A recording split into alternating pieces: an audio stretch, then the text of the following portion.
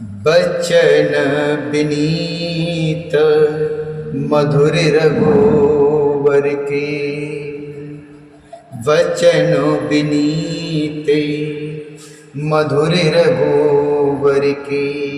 SRSAM लगे मातो उर करके, सहमि सुख सुने शीतल वाणी। जिमि जवासु पर पावसु पानी, सहमि सुख सुन शीतल वाणी। जिमि जवासु पर पावसु पानी, कही न जाए कछु हृदय विषादु। मनोमृगी सुन के हरे नादु, नयन सजल तन थर थर कापी। माज खाए मीनु जनु मापी, माज खाए मीनु जनु मापी। रघुकुल में श्रेष्ठ श्री राम जी के ये बहुत ही नम्र और मीठे वचन माता के हृदय में बाण की समान लगे और कसकने लगे। उस शीतल वाणी को सुनकर कौशल्या वैसे ही सहम कर सूख गई, जैसे बरसात का पानी पड़ने से जवासा सूख जाता है। हृदय का विषाद कुछ कहा नहीं जाता, मानो सिंह की गर्जना सुनकर हिरणी विकल हो गई हो। नेत्रों में जल भर आया, शरीर थर थर कांपने लगा, मानो मछली माजा अर्थात पहली वर्षा का फेन खाकर बदहवास हो गई हो। धर धीरजु सुतु बदनु निहारी, गद गद बचन कहत महतारी। तातु पितहि तुम प्राण प्यारे, देख मुदित नित्य चरित तुम्हारे। राजु देने कहूँ शुभ दिन साधा, कहिउ जानो बनु के अपराधा।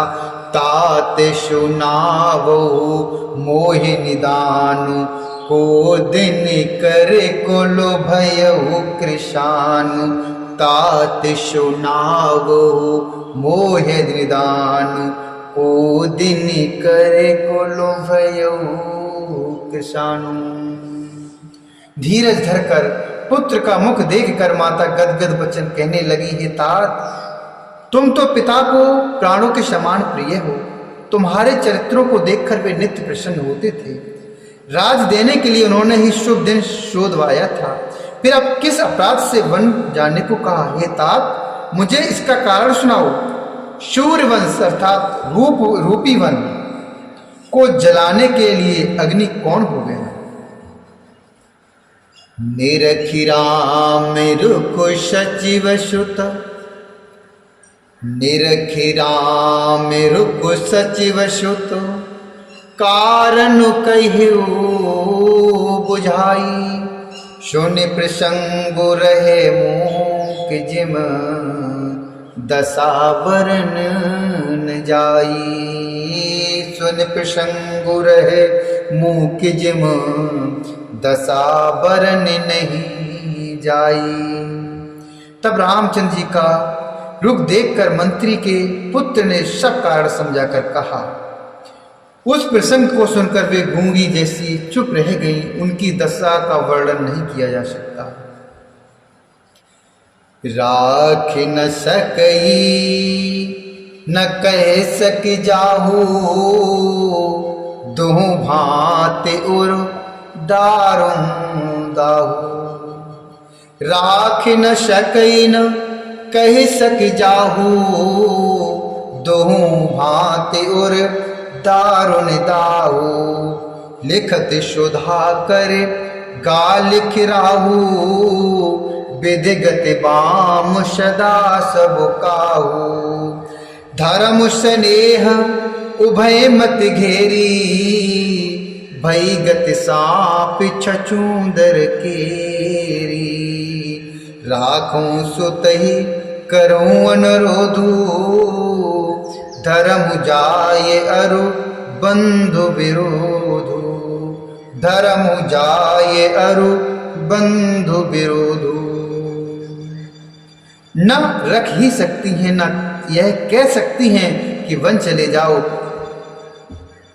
दोनों ही प्रकार से हृदय में बड़ा भारी संताप हो रहा है। मन में सोचती हैं कि देखो विधाता की चाल सदा सबके लिए टेढ़ी होती है। लिखने लगे चंद्रमा और लिख गया राहु। धर्म और स्नेह दोनों ने कौशल्या जी की बुद्धि को घेर लिया। उनकी दशा सांप छछूंदर की सी हो गई। वे सोचने लगी कि यदि मैं अनुरोध अर्थात हट करके पुत्र को रख लेती हूँ तो धर्म जाता है और भाइयों में विरोध होता है। कहूँ जानो बन तो बड़िहानी, संकट सोचो बेबशो भई रानी। बहुर समुझती धर्म शयानी, राम भरत दोष तो समुझानी।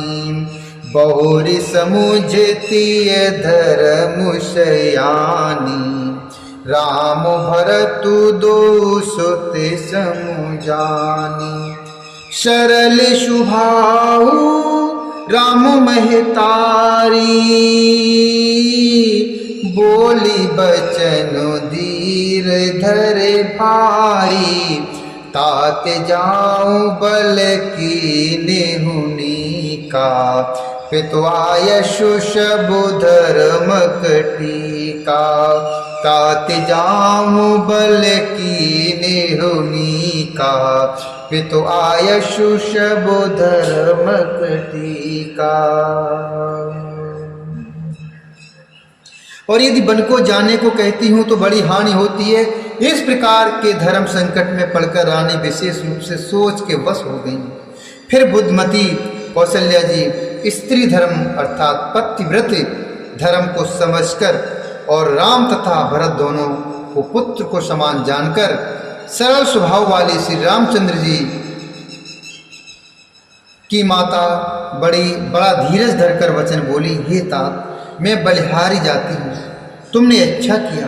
पिता की आज्ञा का पालन करना ही सब धर्मों का शिरोमणि धर्म है। राजु देन कहि दीनवन, मोहि न शोध खुलेशु। तुम बन भरत भूप तहि, प्रजह प्रचंड कलेशु। तुम बिनु भरत भूपति है, प्रजय प्रचंड कलेशु। राज देने को कहकर वन दे दिया, उसका मुझे लेस मात्र भी दुख नहीं है। दुख तो इस बात का है कि तुम्हारे बिना भरत को, महाराज को और प्रजा को बड़ा भारी कलेश होगा। जो केवल पितु आयशु ताता, तो जन जाओ